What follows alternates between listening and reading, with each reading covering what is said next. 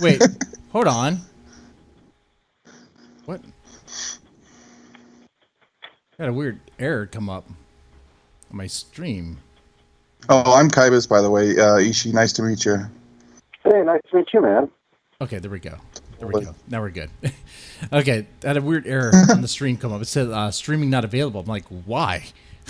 Was it because of the the scantily clad bloodstain mod I was playing with? Anyway, let me go ahead and get this.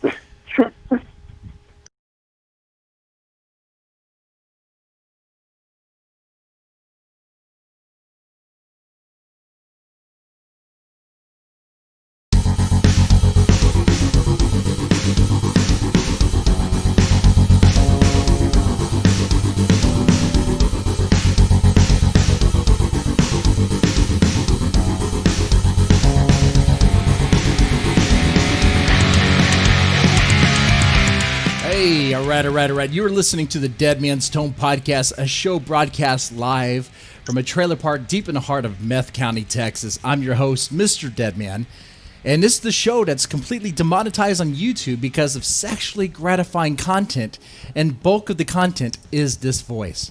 Granted, I've been playing a lot of borderline hentai games or, just walking the line of sexualized content now. Because, I figured if I'm going to lose the monetization for that, I might as well just double down and just embrace it. So, a new dawn is coming for this channel. A lot of pervy games coming. Anyway, joining me tonight is co-host in training, Kybus. How's it going, Kybus? Good. How are you doing, sir? I'm doing all right. All right. Of course, we have our guest, Ishi, J. Ishi. Ishiro Finney, author and alien in a human suit. Alien in a human suit. Now, I think we're going to question that, sir. We're going to question. Are you ready for that? Okay. Oh yeah, I'm ready for that. All right. And by the way, tonight this could be crazy. We're going to talk about Ishi. We're going to talk about what he's working on. Have some laughs about CHAZ 2.0. What's going on in New York City? They're trying to do their own CHAZ, and they have an embarrassing garden. You thought the Seattle CHAZ garden was sad? Boy, oh boy, you have not seen this. It's sad. And then, of course, Brie Larson coming to YouTube, the origin of Uncle Tom, Star Wars being retconned. This is going to be a mixed bag, but you definitely want to hear it. Anyway, so, Jay Ishi, what's going on? What's new with you, man? Well, I would say the most recent thing is about a month ago I published my first novella. It's entitled Scars, and it's a sci-fi story about a fallen astronaut, a hyper-intelligent rat, and I guess it's the ultimate buddy flick. And I would describe it as falling somewhere between a boy and his dog, The Wrath of Nim, but in a setting that's a bit more spacefaring, kind of more akin to The Expanse. Okay. A very realistic feel to it. Okay.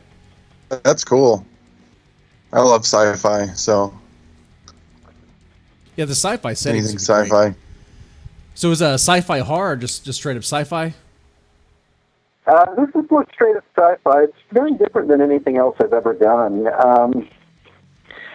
This one, I would say, it definitely goes down a dark path, but it has a happy ending for one. It kind of started with, years ago, a cat wanted pets.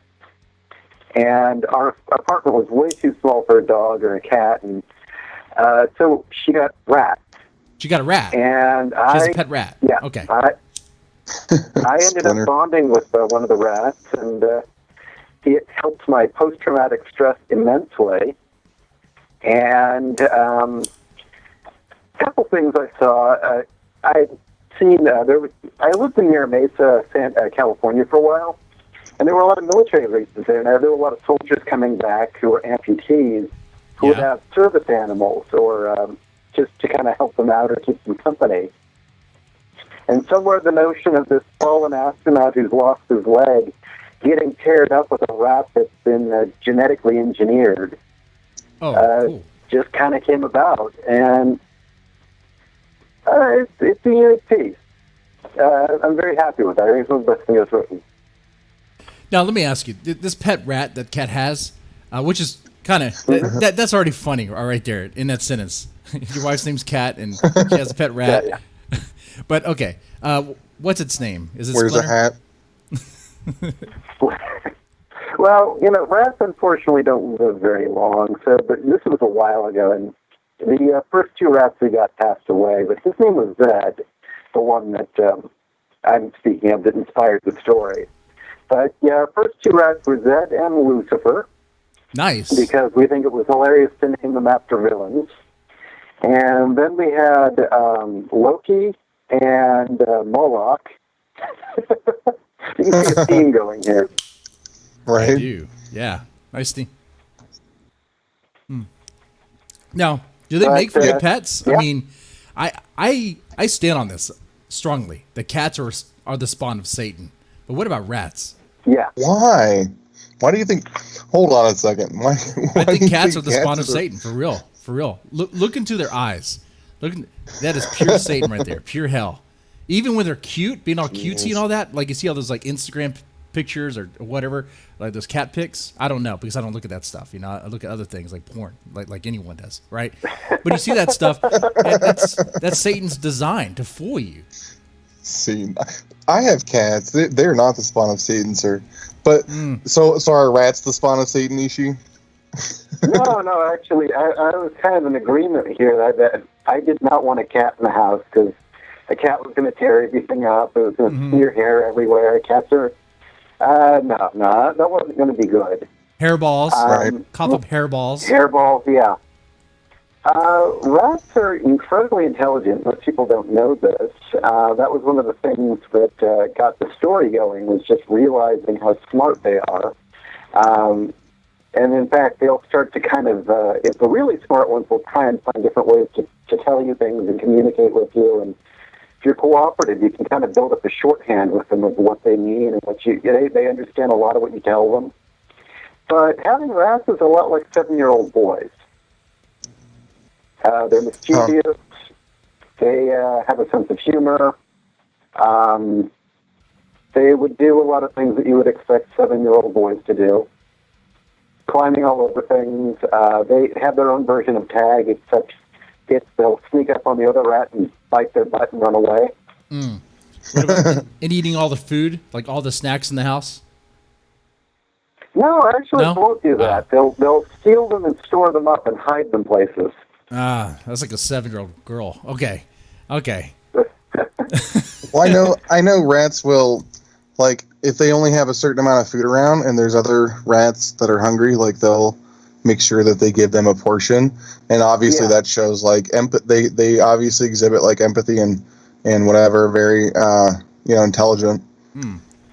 Yeah, and that was kind of the thing that really surprised me, is that I knew nothing about rats at the time, and seeing genuine cognitive ability coming from this little furry thing was kind of a shock.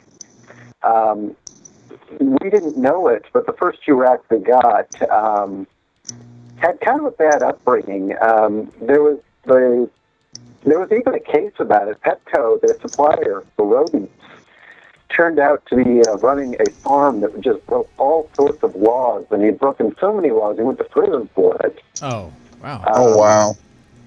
Yeah, it was that bad, and we had gotten 2 of them, and it was only later, it was their first rats, we didn't know anything about them. They actually had, one of them actually had post-traumatic stress, and that's what freaked me out, is I was seeing symptoms that I had, and it was like, am I really seeing this, or am I reading into it? And that was another inspiration for the story. But then, the various shorthands, like they'll start picking markers to communicate things. Like, if they want to store foods, like I'm saving this for later, they'll drag a blanket over the food. They'll have a marker of, hey, I'm hungry, they throw it in. They'll throw it in their bowl saying, I'm hungry. And that marker means that. They'll have a different marker that's like, I'm done with this. Wow. It's really weird, just how bright they are. And that's pretty cool. Well, I mean, I figured it as much. And I had gerbils when I was a kid. I mean, just about every kid has. Yeah. And they would always find a way to get out. Every freaking time, they'll find a way to get out. Oh, yeah. And then I got a... See, well... That was another thing. Go ahead. Yeah, finding rats in very bizarre places was another thing. Like, how the hell did you get up there? How did you even get out? Right?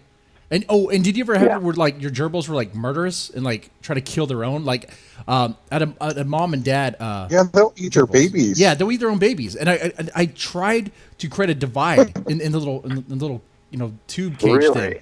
But even with that division, they still got through. Of course, and they dug through it. That the dad really wanted to eat his kids that much. That's weird. Domesticated rats, they can be, but by and large, they tend to be very friendly to each other. Well, of course, I'm talking about gerbils. I've heard Gerbils of are probably murderous just rats, evil. but Go ahead. I'm sorry. the only time that I've ever heard of rats eating each other, other than if they're psychotic, I mean, all animals can be mentally ill. Sure, humans do. And this, I'm really hoping this isn't why gerbils do it, because this will sound terrible. If they're in a situation where there is not enough food to go around, the mother will eat the infants before they get old enough to eat food. Oh, wow. Well, that's not what's happening in this case. That's like a rare... So, yeah, they'll only do it if there's not enough food. Oh, wow. They will kill their own babies because they realize they can't feed them. Okay. And in your story, this rat is genetically modified and is in space and is a pet in space. So, like what's going on there? How is it genetically modified exactly? I don't want to give away too much because if I tell you, it'll kind of ruin the twist in the story about why he's genetically modified. Okay. But getting the rats, it's actually set in on Earth, and it's about an astronaut who he had a job. Basically, his job was he was with the salvage crew, and they would pull down satellites that were old, or they'd pull space junk out of orbit to keep the space lanes clean, or the orbit lane, right? And there's this horrible accident, and he loses his leg, and he can't go to space anymore. So what happens in the story is he's living alone, he's dealing with it, and after a accidentally on purpose overdose, his therapist says, okay, either you get to stay here in the mental health ward until we deem you okay, or you're going to get a service animal. And they assign him this rat that's hyper intelligent, and it kind of goes from there. And it has a buddy cop feel to it a bit. They become friends after a while, but it makes me think of Turner and Hooch. Yeah. Well, like I said, I'm kind of comparing it to A Boy and His Dog. If you've ever read that or seen the film. Yeah. Okay. So does the rat talk? The rat has a cybernetic implant that allows it to send text messages. Oh, interesting. And that's how they communicate. And I can't tell anymore, or it'll kind of ruin it. But okay. Some of it's based on my own true experiences of post-traumatic stress, and some of it's based on things that really happened, and some of it's science fiction. Part of it was also inspired by, once I found out these little guys were really smart and very cognitive, I did a lot of research into them, and I was really blown away to find out just the sheer amount of genetic modification we're doing to them. Mm-hmm. And that in a sense, over the last 120-some years, that these types of rats have been used for experimentation, we kind of accelerated their evolution, and we've made them smarter on accident. Oh, wow, I didn't even think about that. Yeah. Hey, well, look. And wow. It was just, a lot of the stuff in the story is loosely based on real experiments going on. Cool. Now, of course, part of the tease on the show is to try to get a little bit more information, but I'll let it rest here. I know the first two times you were on, we talked about Case File Arkham, which which was a great series. I love that series. I can't wait. I want a third one to come out just as much as you do. Trust me. By the way, I don't have the Case File Arkham book next to me, but I do have this little art piece right here of one of the characters. I forget her name right now, but Glinda? very, very lovely. Yes. So those watching the live stream, yeah, get a look at that. If you're listening to the podcast feed, you're missing out. It's great. It's beautiful. Yeah. Case File Arkham, 1940s noir set in Lovecraft, New England. And it is a noir first and a horror story second. Very much like Lord of Illusions and Angel Heart. Mm-hmm. I love that series, man. Yeah, it's great. It's great stuff. I want to do more as well. The graphic looks really cool. And I think the blend of the all I need is an artist. Lovecraft. Oh, sorry. Go ahead. I hate talking over. Sorry. All you need is an artist, the only thing keeping from doing a third one is an artist. Yep. Just an artist. I've actually got 3 more of the books plotted already. Sweet. Man, that sucks. Well, once you find the artist, we got it. Sounds like so. Hopefully that can happen. Now, I think I have some questions about you. You say you're an alien? Kybus, do you have some questions about being an alien? In a human suit. Yeah, I had questions about that. I was curious. So, do you identify like as a Zeta Reticulan, as in like a starseed that you've incarnated into a human body, or? I'm in a gray, and that this is just a biological suit that I'm piloting. It's got a telepathic interface, and I can take the head off, and crawl out of it if I need to. I'm really only 3 feet and 9 inches. A little alien in a human suit. Little guy with a big head, yeah. I got sick of living on Serpo in the Zeta Reticular system because it was really boring there. So I did a deep cover here, and I just kind of went native. Are you liking the it here? abduction game. Do you wish you can go back? It said, "Are you liking it here?" I mean, do you wish you can go back? I've got a big titty wife now. I'm staying here. You do, son. You do. I can't, and I'm a married man too. I can't. Nope. But you do. So you're staying. Interesting.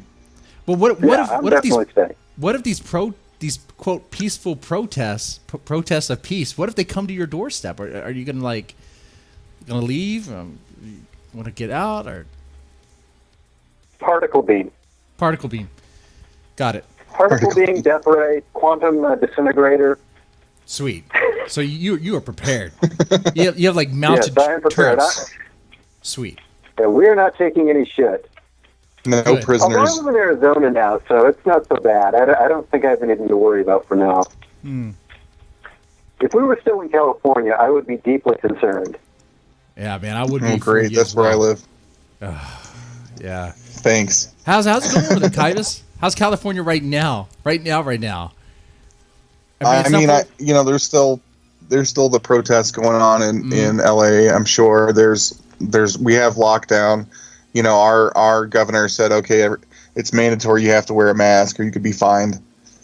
So, a lot of people, I had one guy stop me in the parking lot one time when I'm just going to the store with my wife. And I'm like, oh, are they still, enforcing that? And I'm meaning, of course, on a local level, like the store, not sheriff, whatever. And, he's like, oh, well, just remember, we take orders from the sheriff, not the governor. And it was like, eye roll. Jeez. But the thing is, they're trying to do that here, but no one. I mean, people will do it in the stores because the stores require it. And so, okay, they respect the store. You can't come in. Outside, no one cares. No one fucking cares. No one does. Right. And the funny thing is even though the governor keeps saying, we're requiring this, this, and this, and this, the local police and sheriffs are like, we're not enforcing it. Right. You go ahead and say it. We're not enforcing it. It's funny too. And some of those cities where the police are like wanting to pretty much be hands off anymore because what else can they do? How are these governors going to enforce this stuff? How are these mayors going to enforce this stuff? You know, How are you supposed to enforce it if Shame. you're They're going to have all defunding? the SJWs shame people. you just shame them. Shame them. Everybody gets canceled. Everyone's canceled. No Man. one's left out. And think about this. It is July 3rd. 4th of July is tomorrow. 4th of July is canceled. Not really, though, but it's canceled. But yet protests aren't canceled. So 4th of July is canceled due to fears of COVID, but protests are okay. Don't you know Right. that protests cure COVID? That's what I heard, which is weird. That's strange to me. I thought it was human-to-human contact that spread the virus, but I guess not. I guess just being a conservative now. I guess that's what spreads the virus now. I mean, that's what apparently. They're like, if you go ahead. So I was going to ask, was it Titus? Oh, Kibus. Kibus, yeah. You live in LA? I do not, sir, but I'm here in California. I'm like a couple hours away from LA. So, of course, like, I'm up on a mountain. Like, if these protesters or looters come up here, they would be stupid because, you got 30 minutes coming up going down. Like, where are you going to go? They would just circle around them. So, hey, thanks. Got a $5 tip too. Hey, thanks. All right, I was going to ask if I have a family living in, unfortunately, Inglewood, California. Okay. And they've been talking about how at night it's nothing but gunshots, which is, Jesus, get out of there, you guys. Really? Yeah. Yeah, get the hell out while you can. Jeez. Yep. I saw that the father of was on like Fox News or something with, I forget what's his name, but of the one kid that had died in like the Seattle. Hannity? He was on with Hannity, right? Yeah, he was on with Hannity. Yeah, and he was saying how no one like the mayor or the governor, no one talked to him. No one talked to him. The president of the United States talked to him. Trump did, but no one else talked to him about his son. No one did. No one did. Not even yet. Not even now. It's crazy. Someone in the chat asked, "What is this about Brie Larson?" Don't worry, she's coming up. Brie Larson's coming up. There's a lot of topics. We're kind of moving into the riots and CHAZ 2.0. We're kind of heading that way. Don't worry. Brie Larson's going to be at the tail end, okay? She thinks she's Hollywood. Are you really hungry to hear about Brie?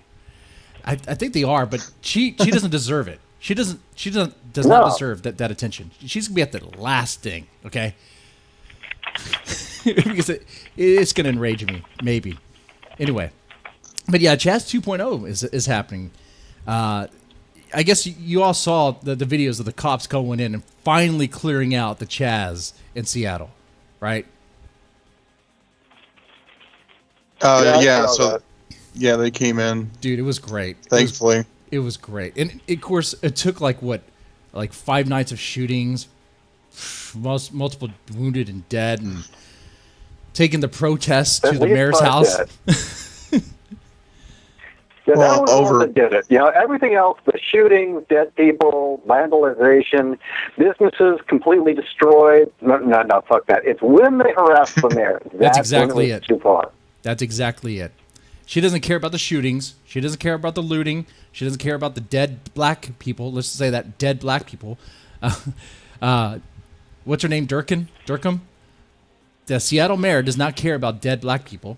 Let's just say that again. Or any of the dead people. I mean, and it happened over Father's Day weekend. Like, what the hell? Yep. That's pretty symbolic if you ask me. If she cared about dead black people, she would reach out to their father and say something nice. At least apologize. At least reach out to him and talk like a human being. Come on. But no. She doesn't. Now, of course, there's a new CHAZ in New York, and there's one, like, I think, in Chicago. They're popping up everywhere. They're popping up. They're trying to pop up. Yeah. And even now, as we talk, really, the Seattle CHAZ isn't really over, because there's still people on the ground there trying to, like, mess with the police. I have some clips I'm going to play right now. I could screen share, but you're on the phone, so you're not going to be able to see it. They're not really that important. I'm just going to play right now. And this is stuff from this morning where the police were coming in even after they cleared it out, and they're coming hot, and they're just taking people down. I'm like, Finally. Is this the one with the bicycle? Yeah, it was awesome. It was a takedown. Let me go ahead and play it. I don't know if I've seen this or not. One moment. But yeah. And then, of course, got CHAZ 2.0 in New York and all that. That's crazy. Here's the video. Let me crank up the audio. It's great. It's good stuff. They come in, and immediately, it's funny too because the officer kind of does the knee on the neck thing. I was like, oh, okay, but he doesn't do it hard like that one officer did with George Floyd. He was clearly just trying to control the guy.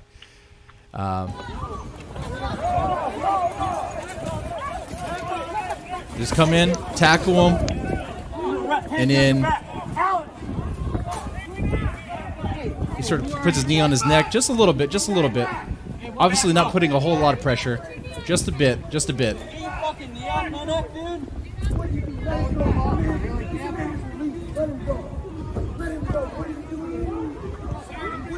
Let him go, please. Let him go. What's your name, mate? Pigs, we're gonna get him out. He'll be right back. He will be right back, you dirty pigs. He will be right back. Oh, you They get mad. They get mad because one of their guys gets arrested. dirty pigs. They're not supposed to be there. Get him out. He'll be right back. He will be right back. Yeah, I see they're doing it to some white dude or something. Yeah, it was some white guy. Of course, it's No matter usually, what color he is now, does it? No, it doesn't. It doesn't matter. I think for copies, I think for you, I'll go ahead and screen share for you so you can see the stuff. But because I got some other stuff I'll play later on, I'll tackle that in a bit. Anyway, but yeah. Well, I'm on live, but it's a little lagged, so yeah. If you haven't. Oh shit! Wait, what? It says heads up. We detected copyright audio and video in your stream. Your stream might be temporarily. What? Am I still good? I don't know. I'm still streaming on the podcast. They really don't want this stuff getting out. I'm still streaming Yes, on you're the. still. Okay, I'm still streaming You're on the still podcast live, side. yes. Okay, that's good. I'm still streaming Yeah. on the podcast side, so that's fine, and that's audio only. But yeah, that's weird. I didn't think this clip was copyrighted. Who owns this clip? The people on the George street. Soros. George Soros? Maybe. Yeah, maybe. But man, it wasn't even the music I was playing in the background. That's funny.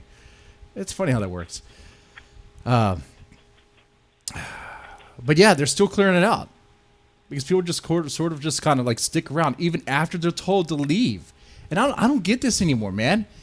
Like this occupying space and these protests, these riots, isn't even about George Floyd anymore. Who? Well, of course George not. who? Exactly. Yeah. Are they talking about Palestine now? They're talking about Palestine? Yeah, you know, there's been 3 different occasions now where they tried to make this about Israel and Palestine. Oh, Palestine. Okay, Oh, shit. really? Like, in what? How do they do that? Like, how is that connected? I have no idea how it's connected, but there was a march yesterday in D.C. where they were screaming about Israel killing children. It was Israel Killed Children Too. Yeah. And then Starbucks in UK, Black Lives Matter in the UK, just after Starbucks had announced that they were going to let all the employees wear Black Lives Matter gear.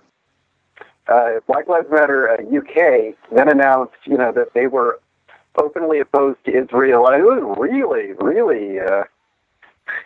Well, there's stuff it's getting not shoehorned in, Yeah, and then today there was a Black Lives Matter rally in which they were all screaming about Palestine. It had nothing to do with what was going on here. Dude, that's crazy. That's crazy. What does Palestine have anything to do with this? Is it because okay, wait. I've been on Twitter a bit too, on Black Twitter. Is it that the Jews own slave ships? Is it that thing? Because I've been seeing that. No, it has nothing to do with that. It's now been hijacked, and they're making it about Palestine. They're trying to somehow conflate the United States' relationship to Black Americans to Israel and Palestine. Jeez. Oh, wow. And they're trying to make it about Jews. That's so Are we weird. shocked? I mean, it is a Marxist movement. Are we really Oh, shocked? I'm not shocked at all. The shocking part is that people don't stop and think, okay, these are obviously the racists, the people that say they're not, and because they're going, you're the one that's breeding division and saying, okay, this is this and this is, everybody thinks like this against black people, so let's look at them differently, and then you're going to push it on to everything else. It's like, come on, how dumb do you have to be? Mm-hmm. Dumb enough to vote Democrat? I don't know. Yeah, right. Yeah. I mean, it's just a matter of time. I mean, they're doing that. They're doing that supremacy. They're definitely pushing a supremacy element to their, Black Lives Matter. Even Terry Crews is in trouble for saying, he doesn't want Black Lives Matter to become Black Lives Better, right? Yeah, I heard about that. Yeah, he got in trouble for that, and he has a point, because in a way, it's like you guys are using that to kind of push like supremacy, and you guys don't even. I think a lot of people, like normies or whatever, they don't read into it. They don't really look much more or much deeper than surface level, so they don't think anything of it. They just think, okay, Black Lives Matter, Black Lives Matter. But they're not aware that there's a Marxist element. They're not aware that there's the other nefarious things going on, It's much deeper. Well, apparently, if you go to the Black Lives Matter official website, it's this long list about trans and women, and apparently Black Lives is like number 8 on the list. Yeah. First about trans rights, then it's about dismantling the family, Of course. pretty much getting the black men out there, because, what the black community needs is less black fathers around. Less Right. fathers around. That's what they need. Man.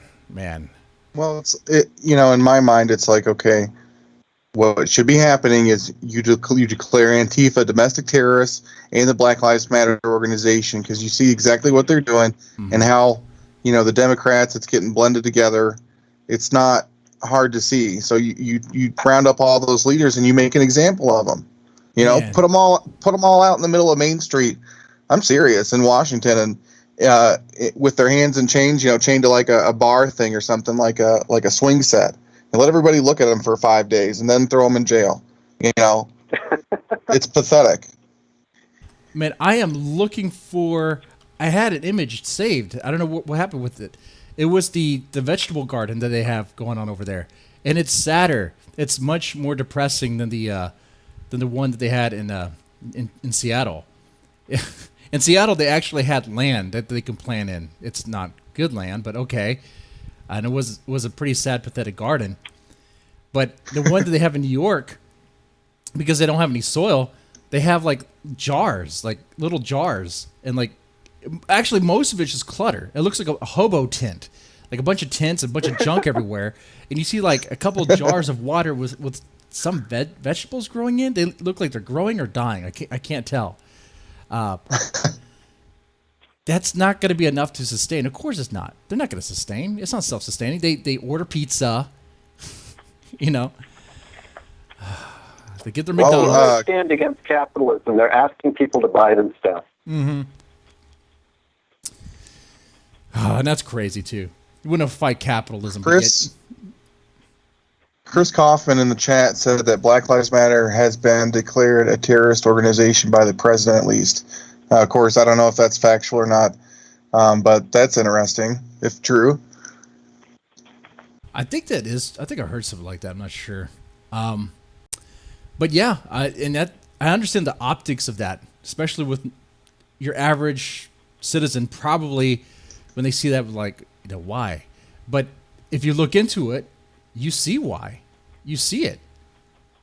And like you could just see it on the videos. Like you see these very angry white people using the name Black Lives Matter, screaming at black officers, saying horrible, nasty things to them, And you see it in their demands. Their demands have nothing to do with their demands are ridiculous. Abolish all police. How's that going to help anybody? getting rid of the police entirely, how's it going to help anybody? How does it help? Well, it doesn't. I mean, you're going to have people step in, and I'm sure Ishi would agree with this, that are then have colluded goals. Yeah. You know, you don't know what they're really going for, and then all of a sudden they're in a position of power. Well, we saw an example of that with Seattle. When the police stepped out, what happened? They just took it over. They took over that little block of spot. You know, that the 6 blocks, 6 blocks of city blocks. That's what's going to happen. Well, I want to tell a story here. All right, story time. In college, I grew up in an incredibly liberal family. One of those liberal families that's so left, or so liberal, they fantasize about being leftists. I mean, they're not really leftists, but they fantasize about one day being communists, right? Okay. And so, I got all the, they were flower children and all that other shit. And I got all that stuff pushed into my head growing up. And so when I went to college, I tried to follow in their footsteps. And, I went to San Francisco to go to school. And I worked for various, organizations, Peace Action and Sierra Club and a bunch of these. And what I found out firsthand with dealing with these groups is that, one, it had nothing to do with what they were all claiming. Really what it came down to is they were all fantasizing about some sort of Marxist revolution. That was really what it was all about. They were the most ill-tempered, mean, greedy, amoral fucks I'd ever met. They were all racist as hell and didn't realize it. I mean, these are the people that we're seeing protesting. This is what we're seeing, right? And here's the part that creeps me out. Because, when I was younger, I was like, oh, that's never going to happen. Mm-hmm. And that was their fantasy, was that one day they would lead a revolution against capitalism. Was it the male, straight white male capitalist patriarchy? They were going to destroy it and replace it with some sort of communist utopia. And in their fantasy, it was always going to be that they would get the black people to do their fighting. That they would get the black population to rise up and do their fighting. And my thought was always, oh, yeah, right. What are gangbangers going to, you think gangbangers go, oh, shit, my God, they did it. There they are. They are doing it. Yeah. Oh, my God. And fight against and they're capitalism. Getting It's funny because they fight against capitalism at the same time they use they wear clothing, they use devices, they live a lifestyle that they have because of capitalism. Oh, they have no idea what they're talking about. They don't really. And the black people rising up and doing the fighting for them, they like their Jordans. They like the products of capitalism. They do. And once that's taken away from them, I don't know. I mean, do people really want to live in communism? I mean, do people really want to live in because it's going to be like Russia, right? I mean, how they don't understand what they're fighting for.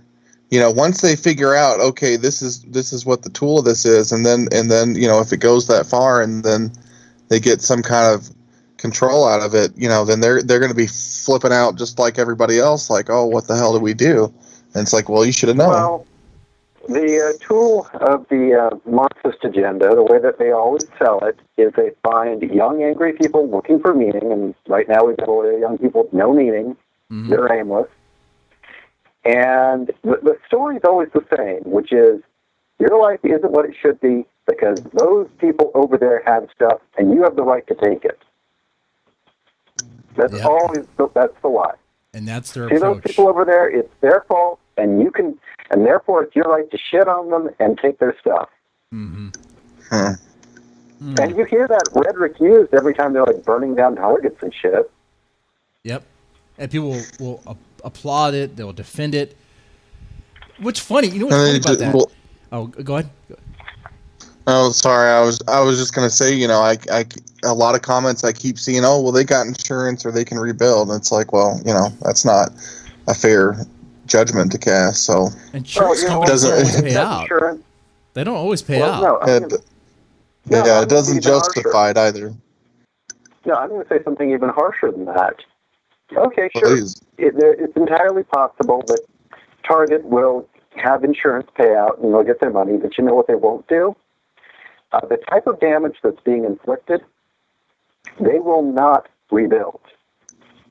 They'll deem that area financially too much of a loss. It's too much risk to serve that community, and they'll just leave. Right. They will never come back.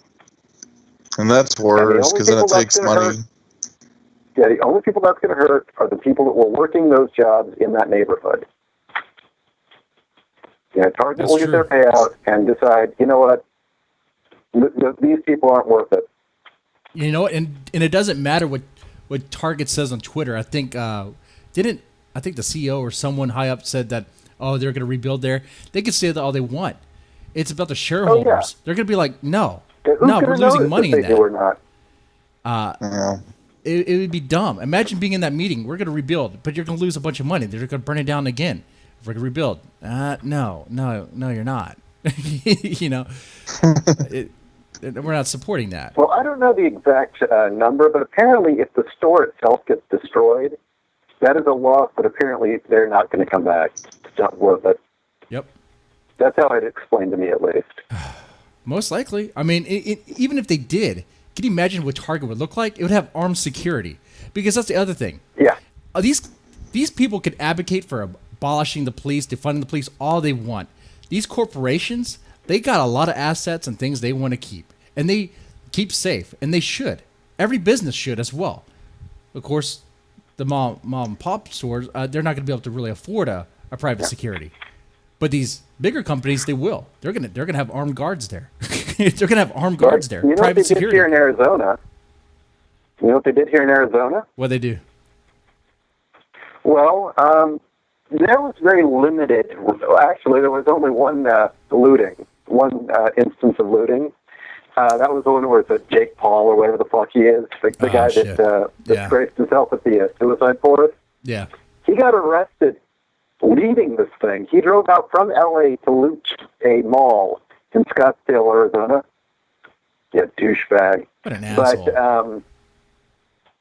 But they tried to loot Scottsdale and the major stores. The Apple store got hit. The shoe the Nike store got hit. Mm-hmm. But all the mom and pop stores, the looters from L.A., because apparently most of the looters didn't even live here, most of them were from L.A., were really shocked to find that inside those mom and pop stores were usually mom, pop, and a couple other guys with AR-15s. Yeah. And shotguns. Nice. And that ended it really quick. Oh, I bet so. That was it. Turn them around real fast. Yep. That is their private then, security. There you go. And then also there were protests downtown in Phoenix.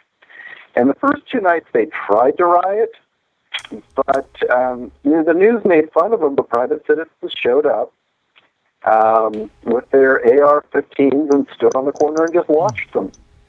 Fuck yeah. Nothing happened.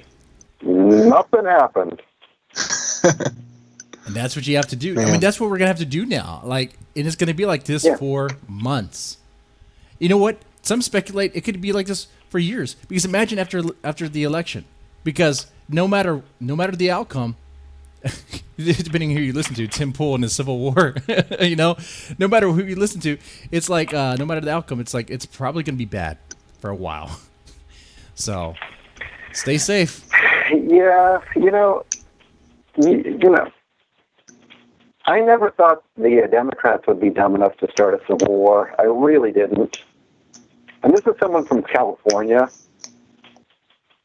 And, here we are. Yep, here we are. They might start their civil war. They might. You know what's weird is just to show you the delusion is there was flyers going around in Portland where they're trying to start the next CHOP. Yeah. And the flyer was saying that, that they would vote green and they would riot so that no one went to the polls, and that once they destabilized the area and the National Guard arrived, they were convinced that they would be able to sway the National Guard to join their side and rise up against the government. It's like, you guys are on crack. Yeah. Good luck with that. And if the National Guard fails, there's other things. The National Guard's not going to do that. They're not even going to take their side. National Guard hates them. Right. It's like, you realize that you guys have been shitting on everyone in the military for ages. Do you think any of them are going to fight for you? No, none of them will. None of them will. Okay. So, hey, Ishi, how much time you got?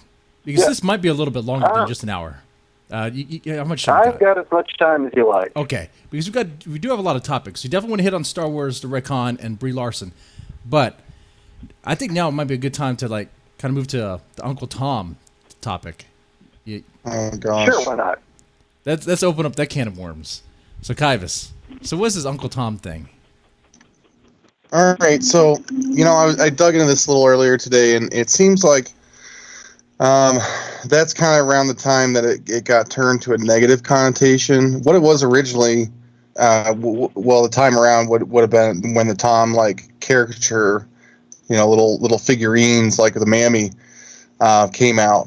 But it was originally a character in Harriet Beecher Stowe's anti-slavery novel Uncle Tom's Cabin, and basically, really throughout the book. Tom is what you would think of as the ideal Christian attitude, in that he turns the other cheek, and is it still at the same time no matter how bad he goes through and people they're trying to release him and then something happens to them or whatever, he's always trying to get people out of slavery and help them and do whatever he can. Right. So, which is a good thing. For it to get right, exactly. So for that to get emasculated and gentrified basically, and then turn it around into a horrible thing was basically, when this guy named Bogle, that's when he came out with in his book, Tom's Coons, Mulattoes, Mammies, and Bucks. That was in I guess that was 94. What was that? Oh, that was somebody that was talking about, I guess, some of the different stuff. But pretty much back in the day when that stuff, whatever, they basically took something that was actually meant for something good and flipped it around on people. So it's pretty messed up, really. It's a slap in the face, and it's for black people to then call each other Uncle Tom and they just don't agree, or they're somebody's a conservative Trump supporter or etc. It's it's ridiculous. Or goes to school and becomes educated. Mm-hmm. That's what usually happens, especially if you're gonna be a black conservative. Yeah, they're gonna call you Uncle Tom. And this people who do it are gonna be the ones who say they're against racism. But hey, if you're a black person and you don't toe the line, they got some nasty words for you. It's funny how that works. Well, I've talked about this a couple times on our show. From the Cat and I Do, Editor and the Alien. And growing up, it was if there was a kid who was black who played D&D or listened to goth music or metal or something, he was the one that you wanted to on your side because that guy could fight. Because you knew that every day of his life in his neighborhood, he was getting his ass kicked. Yeah.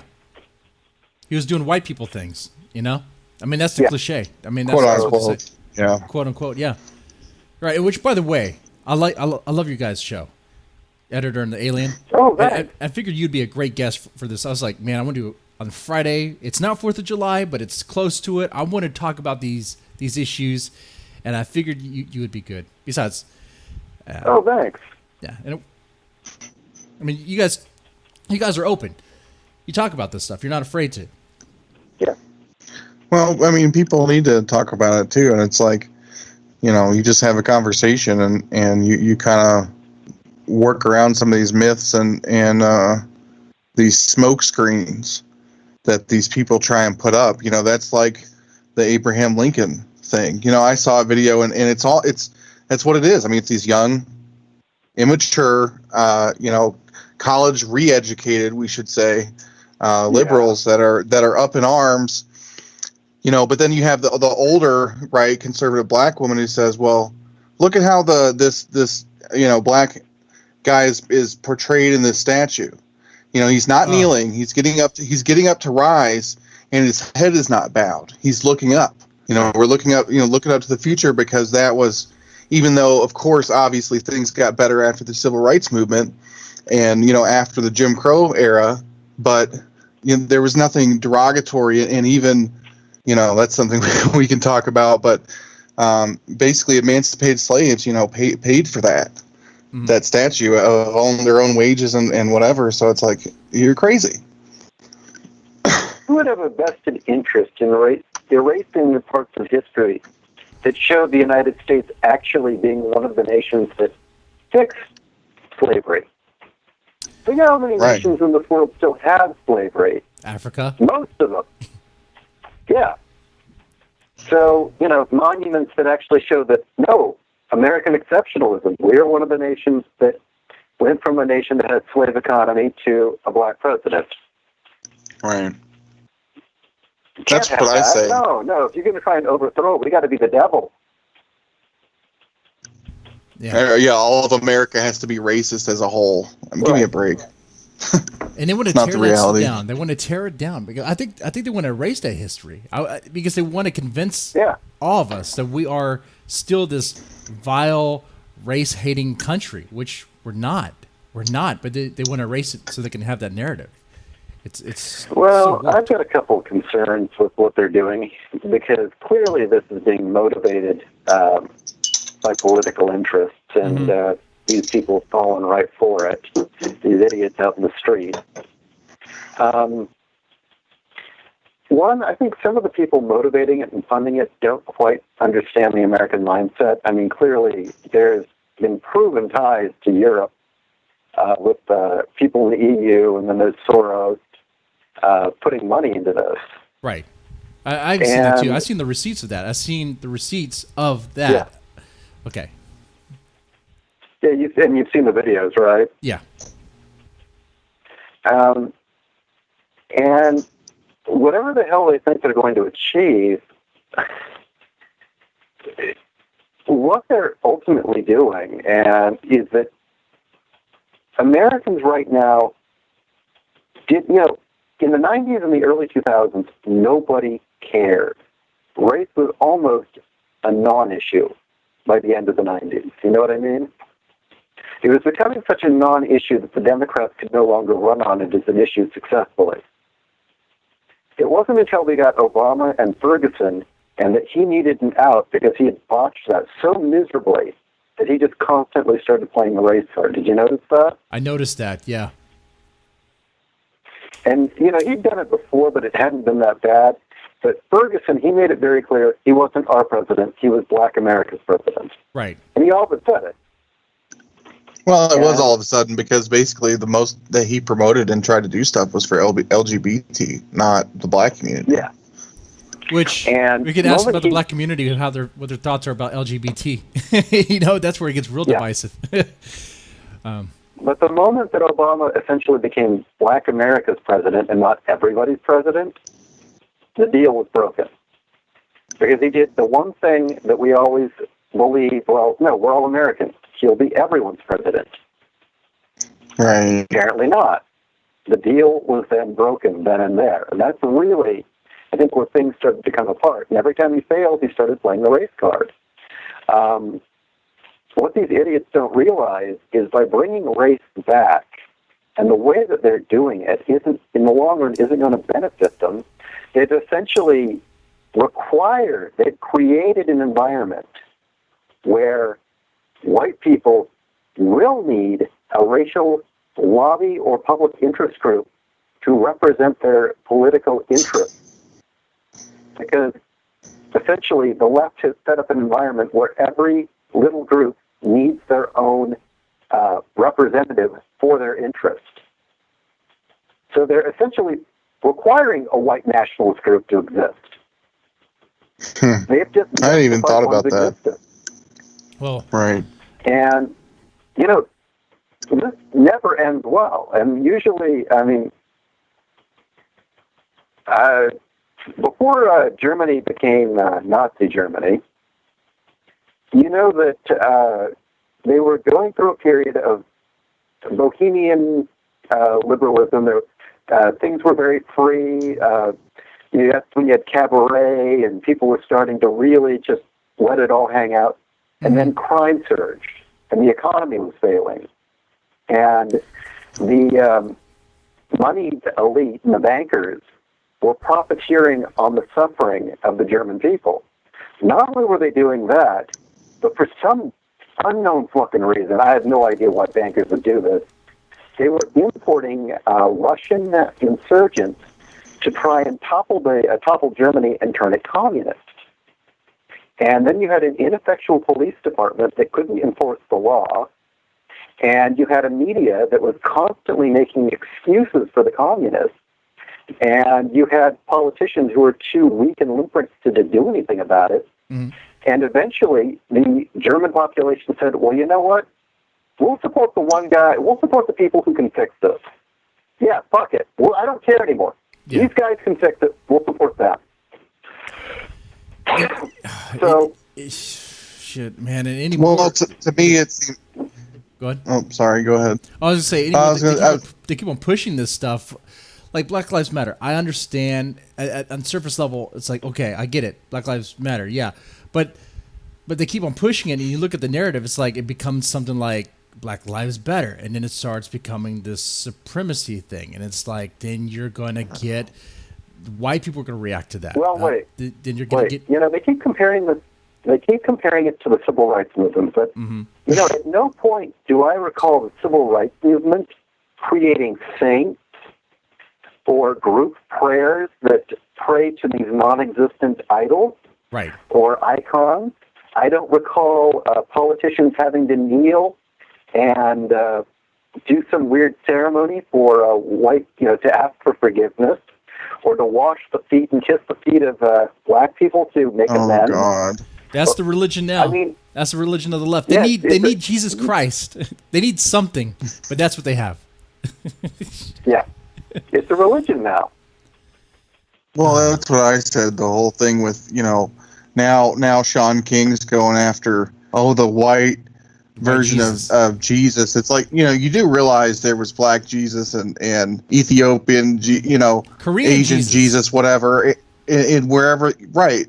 There's some place that's like for 1,500 years, they've had like Asian Jesus or something. It's like, my concern is, I'm a Christian, so I'm not gonna, put up a front and say whatever. So it's like, they're worried about the Christ, not the white, in my opinion. Same thing with like, why are you now going after the Jews and worried about Palestine? It has absolutely nothing to do with the whole Black Lives Matter as a phrase. Started off as, okay, this is about police brutality, and now it's racial, it's everything, mixed in, jumbled one. And I find it kind of creepy that you've got a lot of high-profile Jews, including Soros, but also Bloomberg and a lot of the Hollywood people funding this stuff, and it's like, guys, they're about ready to eat you. Just wait they're ready to kill you. What the hell are you doing? I can't wait until they start doubling down on the anti-Semitic stuff. Go on Black Twitter. Twitter. You'll see anti-Semitism. If I said that right, it's pretty. It's there. It's pretty loud. It's pretty loud. And I can't understand why any Jewish person would give money to these groups. I mean, they want Jews dead. I mean, they made it very clear. They said so. Yeah. Yeah, that's crazy. Farrakhan. And which, you've got all these celebrities endorsing Farrakhan now, and Black Lives Matter is like endorsing Farrakhan. And he's Muslim, right? Is that correct? Or yeah. Well, do you remember what he said recently about Jews? Oh, what did he say? What's that? Oh, he said, this was a recent speech at Farrakhan's. He said, everyone keeps saying that I'm an anti-Semite. And I say, no, brother, I'm not an anti-Semite. I'm just anti-termite. And what do you do with termites? That one. Okay. Yeah, I heard that one before. Yeah, that's not a dog. Well, that sounds like yeah, that sounds like a racial slur. You tweet that on Twitter, you're gonna lose you're gonna lose your account. Shit, you say that on YouTube, you're gonna lose your account. You know. Well, unless you're a black rapper, then you can say it, like Ice Cube. Like Ice Cube. You know that Ice Cube's been he's been really racist shit. Yeah, he's been digging deep in that stuff. I'm waiting for it, man. When this stuff starts getting more mainstream, man, I wonder what's going to happen. Which, okay, you said something earlier about certain politicians are definitely in bed, or at least funding Black Lives Matter and Antifa. We know that for sure. But do you think that they don't have their dog on the leash anymore? Like, because it doesn't look like it. I don't see any leash on these people. Well, see, that's why I compared it to Germany, was because it was kind of the same thing. Is you had, to be honest, a number of bankers and media people that were endorsing the communists and importing the communist insurgents for wealthy Jews.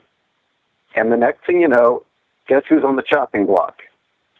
And it's like, you guys, well, what the hell? Why are you supporting people that are going to kill you? Right. I don't get it. I just don't get it. You know, not to get Ishi to get super, and we won't get, you know, too maybe so, but you know, conspiratorial. It's the elite mindset. You know, okay, it's order out of chaos. Won't get me.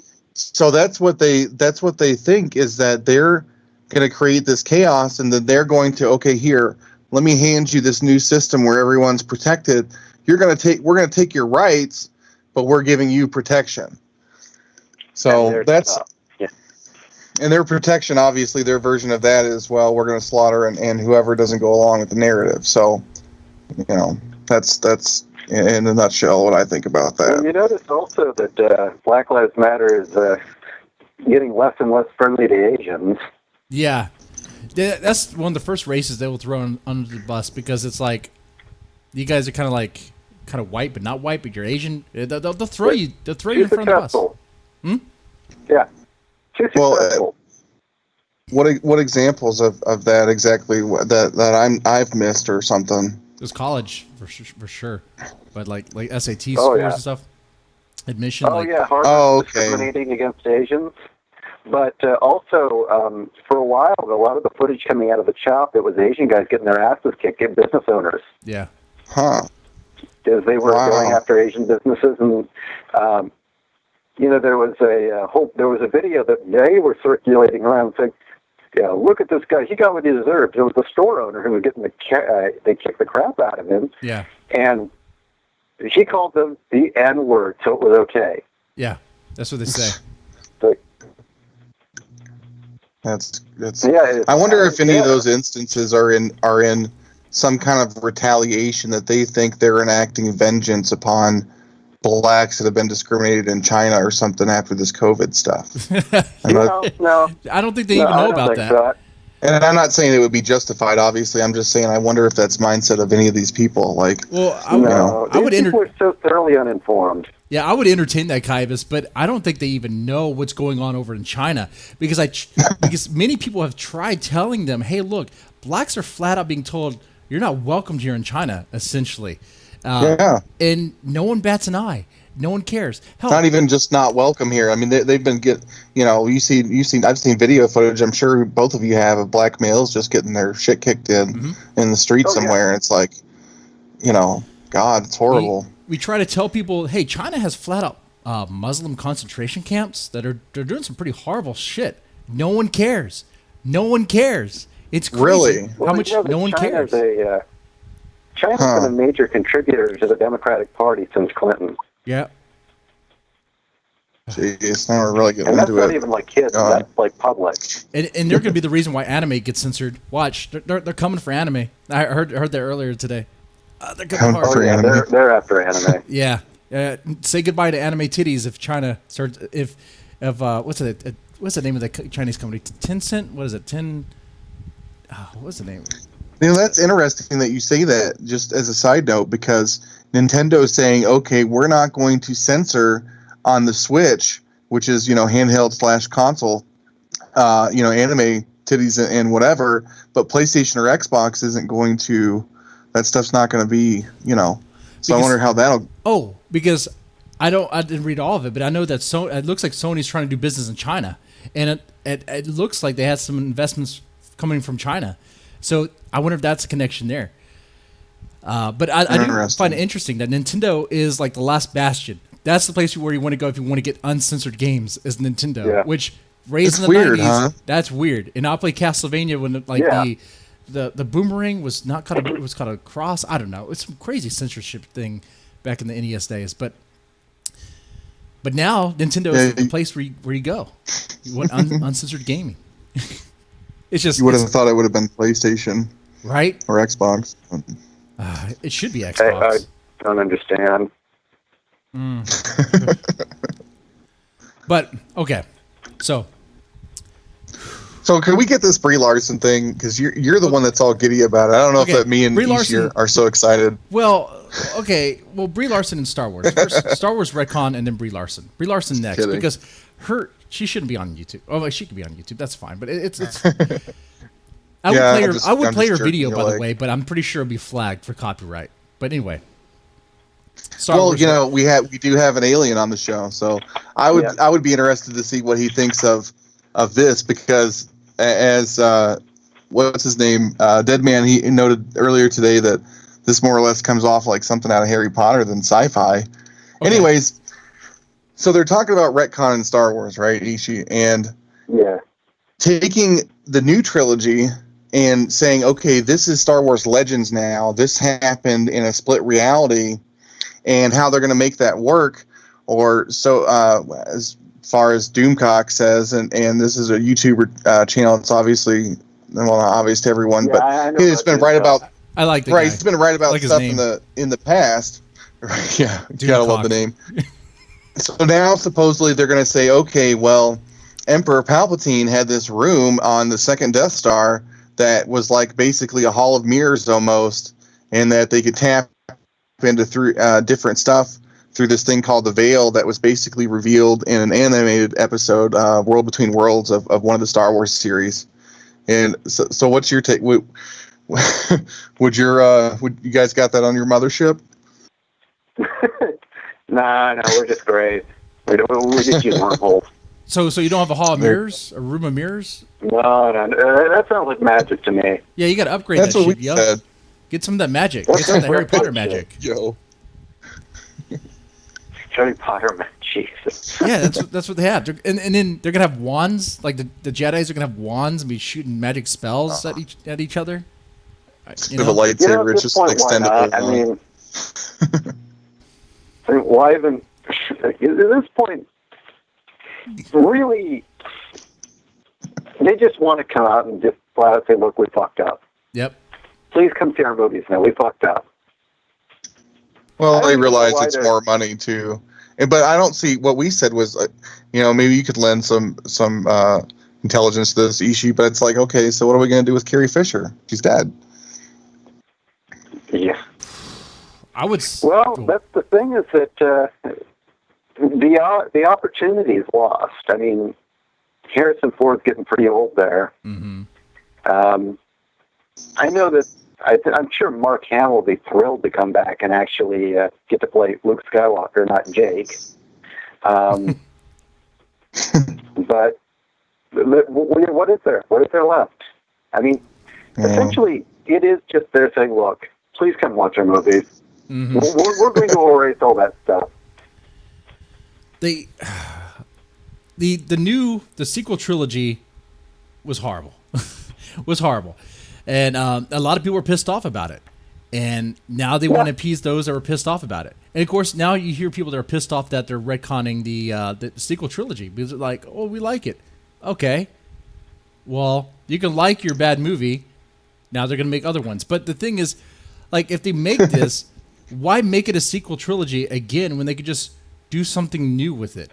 Like, the Star Wars does have a lot of lore, but it's like fan fiction and other stuff that they would have to dig into, which they could. There is so much fan fiction and novelization and all this great world building that they could have already been playing off of, and they choose not to. It's like Dave Favreau and the other guy, good on him for nailing Mandalorian, and hopefully the Obi-Wan show is going to be just as great. So, there's plenty of opportunity. It's just kind of like Kathleen Kennedy, of course, like we said, God, will you please stop? Like, I think she's only got like a year or two left. So, you know why they won't tap the old lore, right? Like the expanded universe. Why? You know why? Why?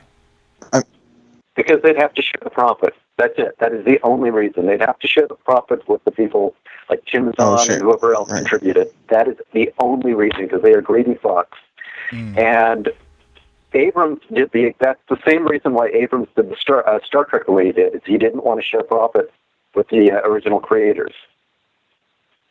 Okay. Yeah, I don't know. It's maybe. See, here's the thing. What there's going on with Star Wars.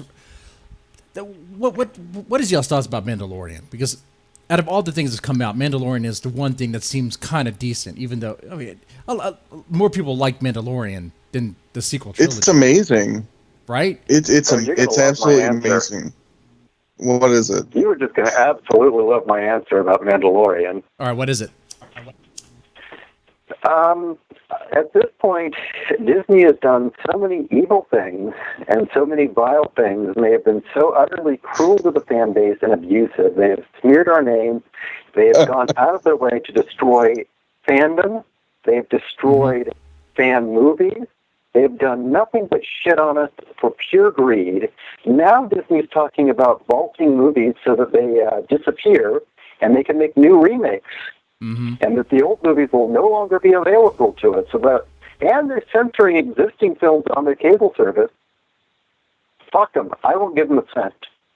I'm not even watching. Wait. I've never seen The Mandalorian. Oh, you've never seen it? Okay. Fuck them. Never seen it. Well, I don't care if it's the greatest damn thing ever. I get it. Yeah, I get it. I mean, it's classic Star Wars, though. That's the thing about it, is that it really... it's like, okay, we actually took all the good things and let these guys do their thing, and it came out beautifully. So, is it worth the cost of a streaming service? Maybe not, but it's good. It's definitely a lot better than the sequel trilogy. Well, that's not saying a whole lot. But I will say... They did so. I know, it's kind of like saying, you get raped in prison and somebody says, hey, well, at least you got to have sex. Yeah. I mean, I totally understand where you're coming from there, where it's like, I feel like I'm not part, like they totally fucked up, they fucked up the series. They fucked it up. They fucked up. They shot all over it. And now they want to do something. Now they want me to watch. Come on. It's worse than they just fucked it up. I mean, it's worse than they just fucked it up. They shit on the creator. They shit on the actors. They abused the actors. But then they go above and beyond. They destroyed the fan community. They smeared us for years in the press. They destroyed people's lives personally. They said they had actual vendettas on YouTubers and people they didn't like. Yeah. Fuck them. Now, is there something that they could do to change your mind? Like, what if they did, okay, we're just going to do something completely original with it, and we're not going to have... well, I don't know how well you can do that. We're not gonna have any of that feminist political bullshit in there. We're just gonna make a good story, and focus on that, in a pipe dream. If you could have it any way you could, but there was going to be a new thing, but you could have it any way you wanted. What would it be? One, they would have to unvault all the stuff that they're vaulting, and they would have to start allowing. Independent theaters and movie houses to start running films again. Like, that a movie house can't run Alien anymore. If you have an independent film festival or a science fiction film festival and you want to run Alien, you can't. Disney will not let you. You can't run Alien? Right. Ridley Scott, Alien, the very first Alien film. Jeez. It's been vaulted. You cannot run that film anymore. It's illegal. And what's the reasoning for that? Undo all of that. They'd have to stop screwing over the movie theater chains, because they are financially. They'd have to start releasing the DVDs and Blu-rays again of films they've all taken off the market purposely. And then they'd have to fire Bob Iger and maybe throw him in a pit. Okay. Yeah, we have to And then get I'll Song get of the the South back. We'll get a pit for him. I think he stepped down. Didn't he step down? There's a whole list of 20th Century Fox films that are all going to be vaulted that you won't be able to buy on Blu-ray or even see on the screen anymore because of Disney. That was one of Iger's ideas. And the reason being is that he did not want competition. He wanted to be able to... He was sick of people comparing their remakes to the old films. He didn't want the choice to exist. Oh my and he God. did not want to have to... I was not even aware of this. Like, Doomcock covered it. holy shit. Yeah. Good old Doomcock.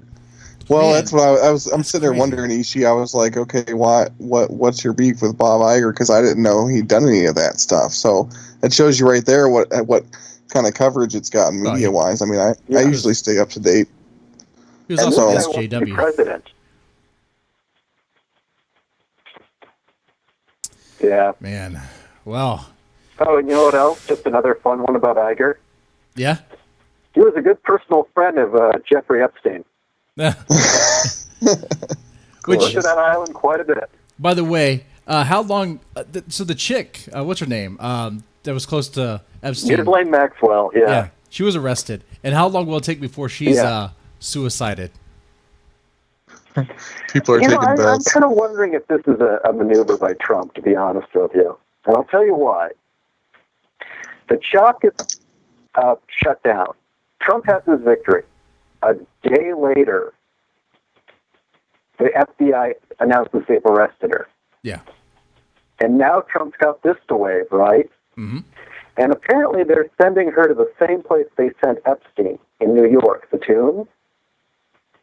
So if she gets killed, it's on Cuomo. It's his fault. Mm-hmm. It's New York fuck up if she gets killed. So I wonder if he's purposely done that. I wonder too. And New York being what is New York mostly Democrat ran then? Oh yeah. Oh my God! It's yeah. Huh. Not only is it mostly Democrat ran, most of the people that were within Obama and Hillary's circle, and most of the people involved in the impeachment were all from Manhattan. Mm.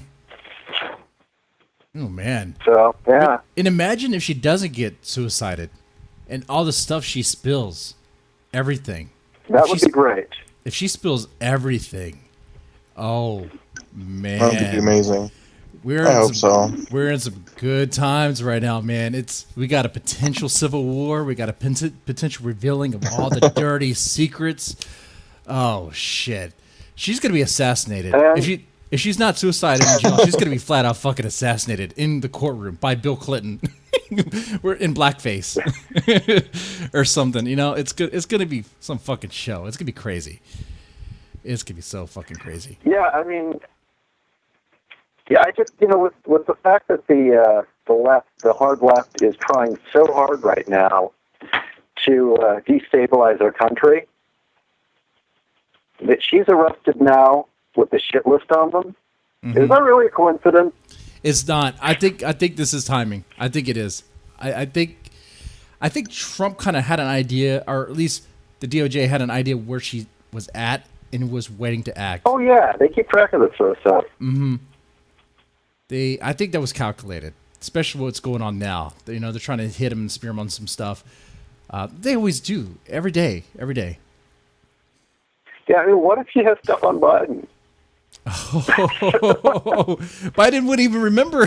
That's the saddest thing. Yeah, no kidding. You I swear he's got face dementia. liar! Hey, you remember Corn Pop?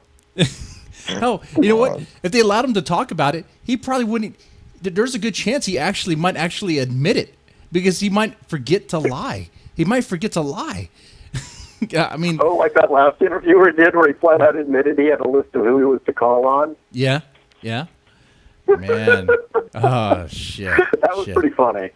That was That a good was one. funny. Okay. Brie Larson.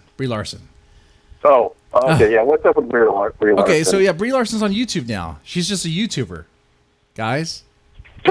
She only has one video. She only has one video on her YouTube channel, and she already has 123,000 subscribers. Of course she does. Of course she does, because she's Oh, Brie you got Larson. troller. People want to troll her. Well, yeah, you got that. And her first video, it's so cringy. I would play it, but I'm pretty sure it's gonna get flagged, so I'm not gonna even bother. But it's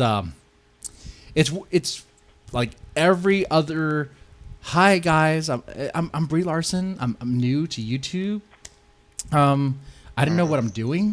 It's like, you might know me from a movie. She tries really hard to play like average everyday person.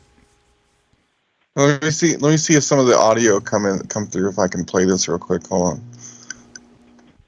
You know what? I'll put some of it on the screen too, because there is something to say about the room she's in. Go ahead. Okay.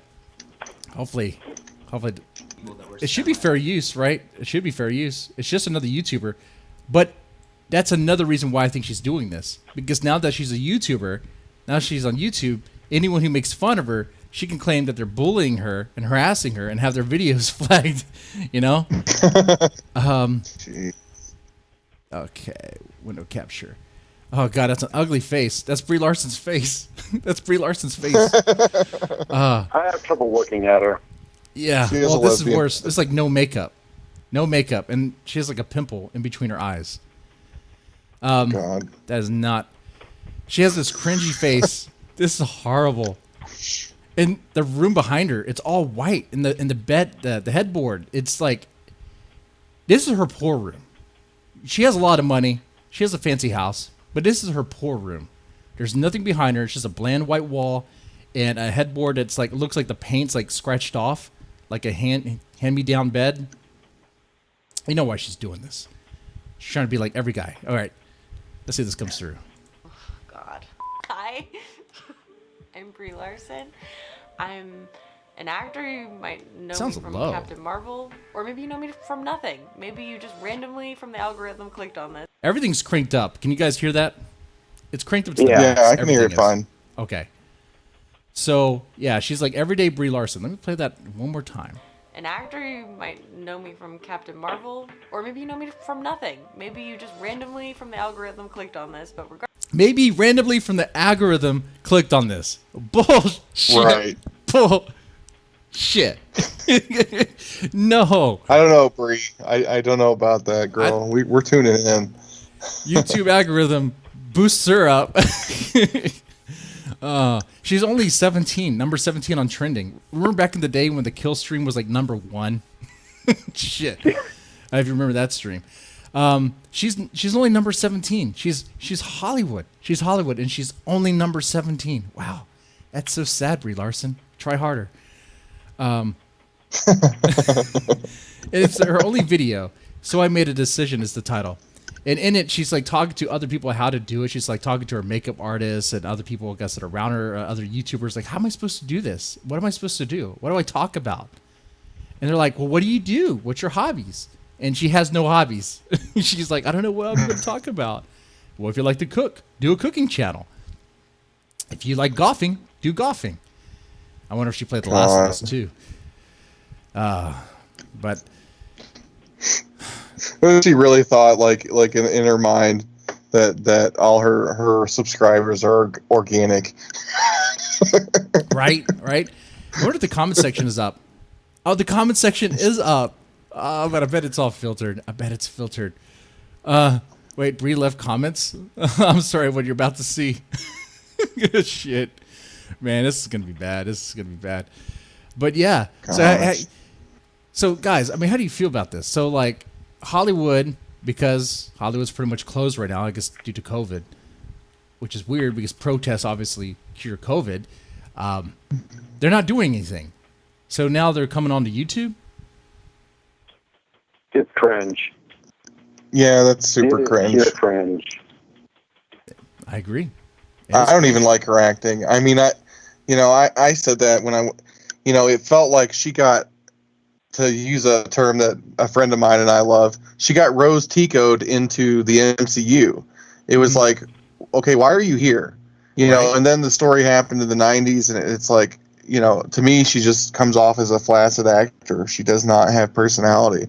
So I I could care even less about her doing YouTube, Mm-hmm. let alone being in a movie. Right. I mean, she's Hollywood and she's only number 17, so other people feel the same way, right? People are still going to be watching PewDiePie versus over Brie Larson. Imagine Brie Larson starts doing meme reviews.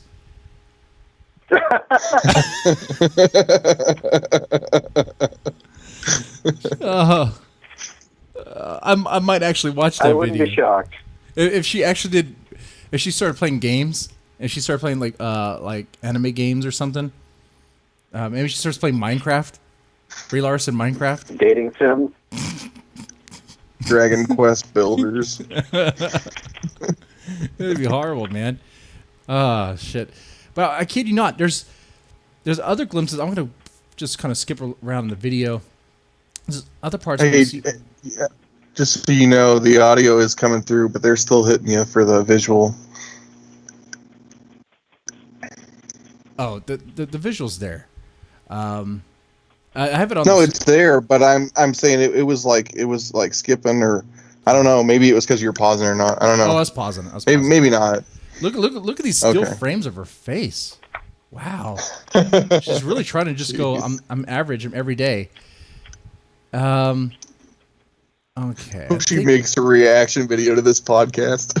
That'd be great. The following video is just me getting warmed up and feeling this out and getting to talk with a lot of really brilliant, awesome creators. So here it is. Hello? Hi! Oh, hi! Wait, I'm trying to figure out how to record. Okay. Oh, shoot. She's trying to figure it out, guys. She doesn't know what she's doing. She's brand new to this. She doesn't know what she's doing. She's just like you. She's just like you. Come on now. I think she's trying to purposely come off like the girl next door, like ditzy, like I don't know what I'm doing. Right.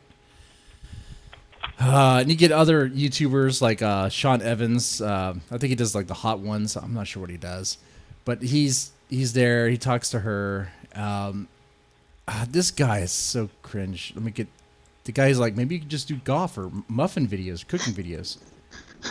Let's see. I'll play. Chris P set up. Just you being you and us getting to know you more on a personal level. I think that's just so exciting, and I think that's why people love watching YouTube. Like when I watch YouTubers, I love watching people who are just themselves, and you're like, oh my gosh, we're all the same. The first. God, we're all the same. Give me a fucking break. And in her face when she hears that, it's like, yeah, we're not all the same. I'm Hollywood. I'm Captain Marvel. Marvel. Yeah, you know who I am. We're not all the same. Advice I could give you is find whatever thing is that you truly love to do. It doesn't have to be something crazy. If you love golf, make videos about golfing. If you love making muffins, make videos about making muffins. Like as long as you do anything that you love doing.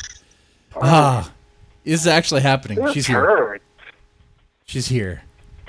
And I don't know how long she's gonna stay. Probably for a while.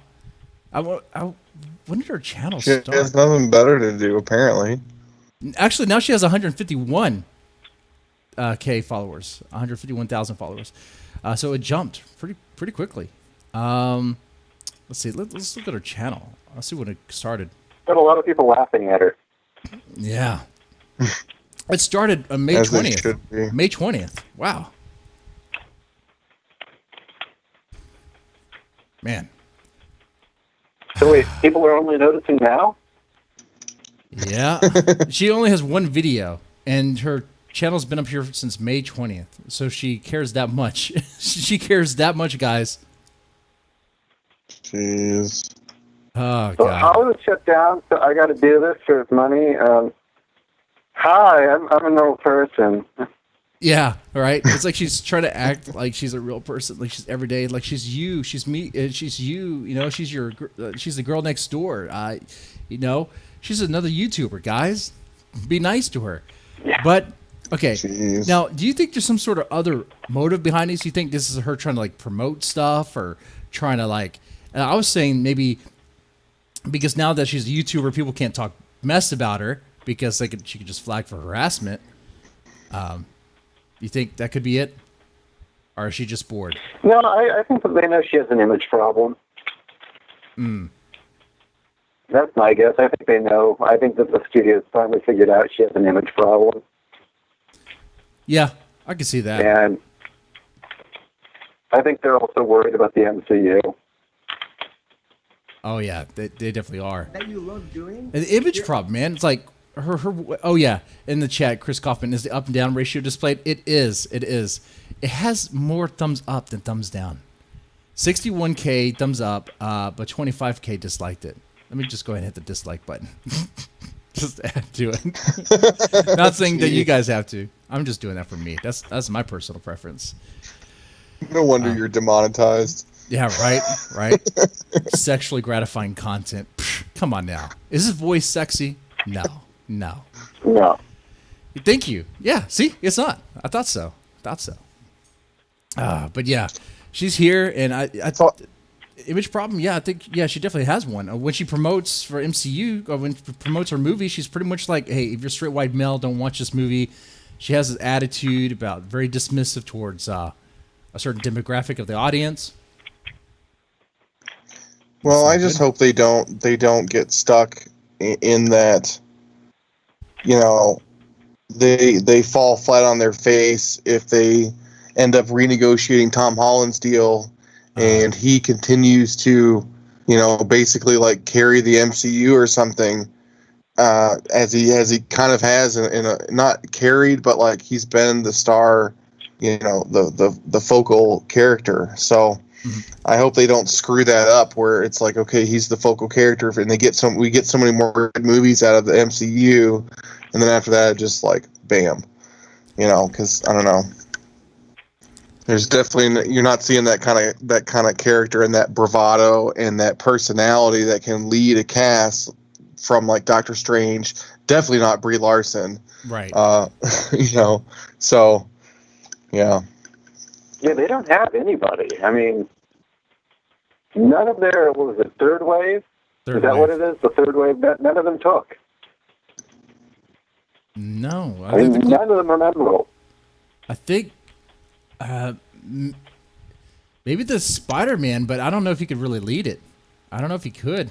No. He doesn't have the personality. And they handled him wrong. You think he handled him wrong? Well, Holland was fine, but they didn't give him the progression of Parker, Really, yeah, I mean, the most interesting arc is him becoming Spider-Man and still being the kind of unknown hero, or the hero that really is kind of the underdog. Right. To put him out in the front leading, that ends that. Well, to me, I don't know.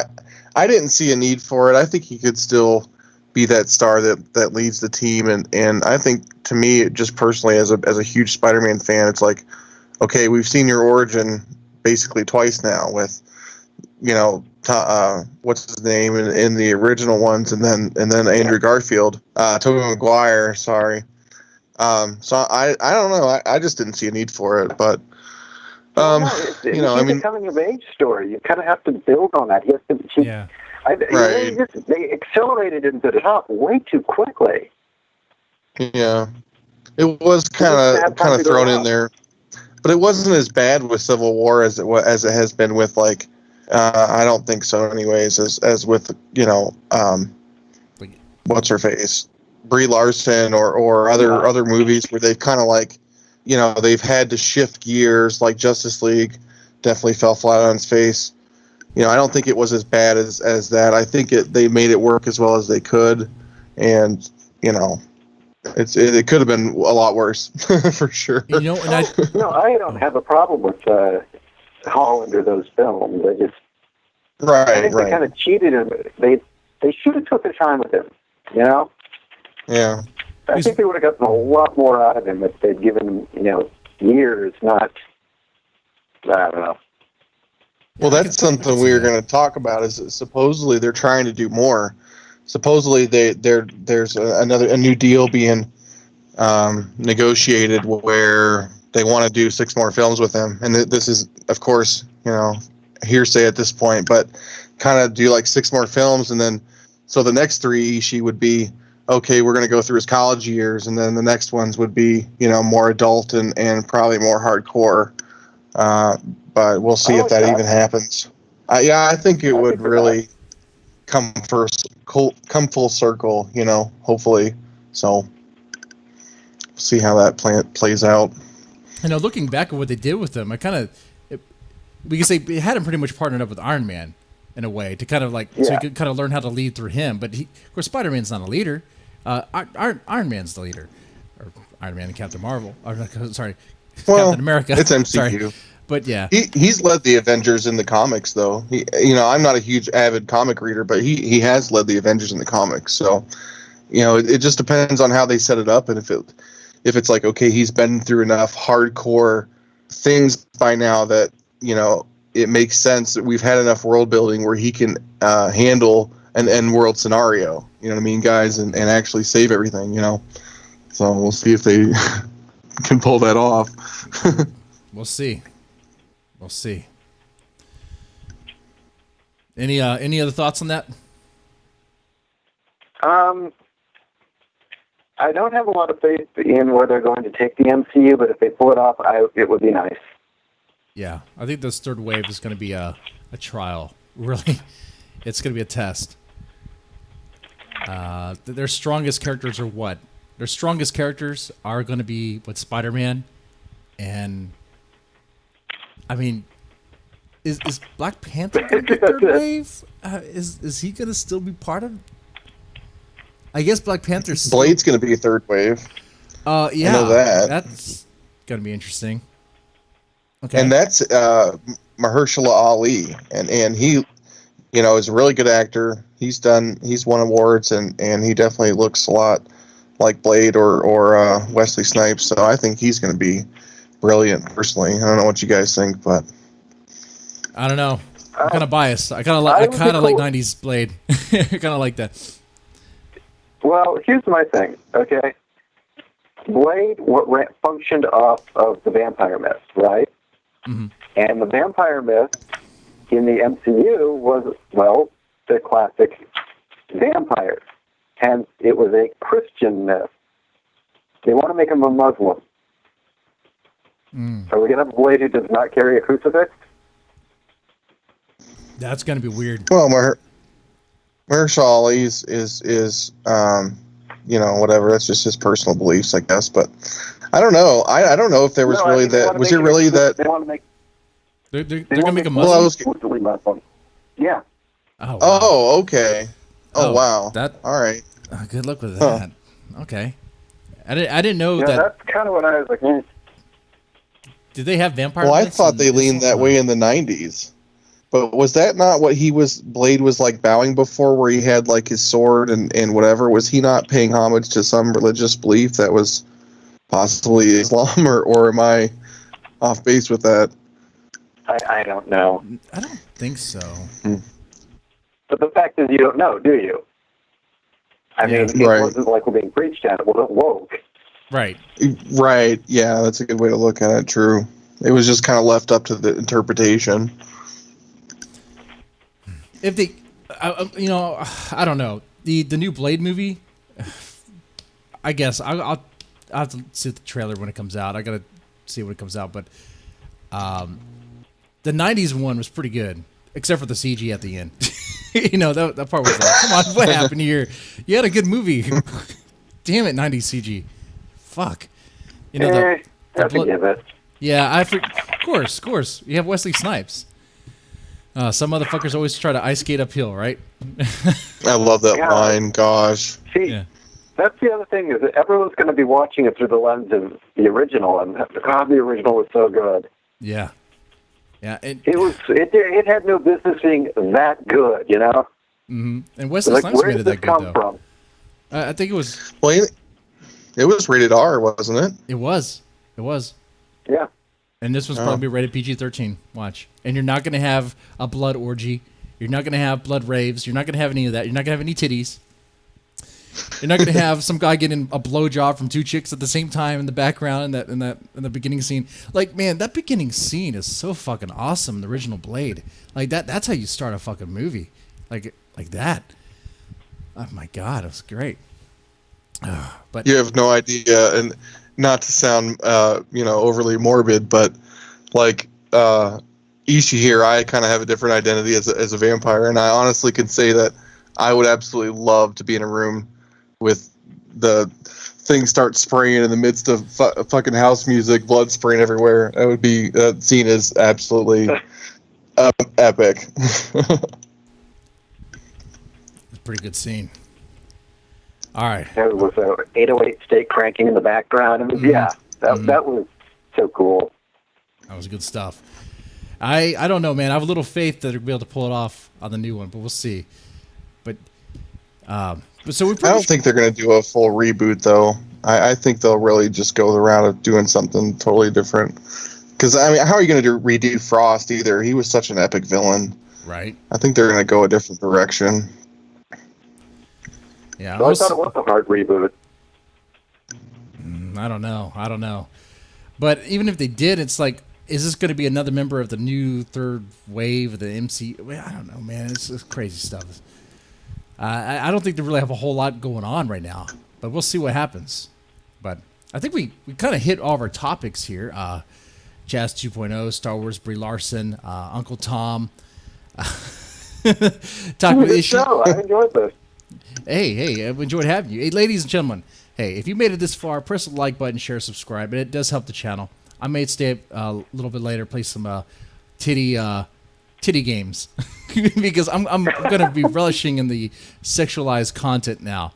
You know, maybe that's what YouTube wants me to deliver. That's what I'm going to deliver. Okay. Anyway, you guys, ladies, take it easy.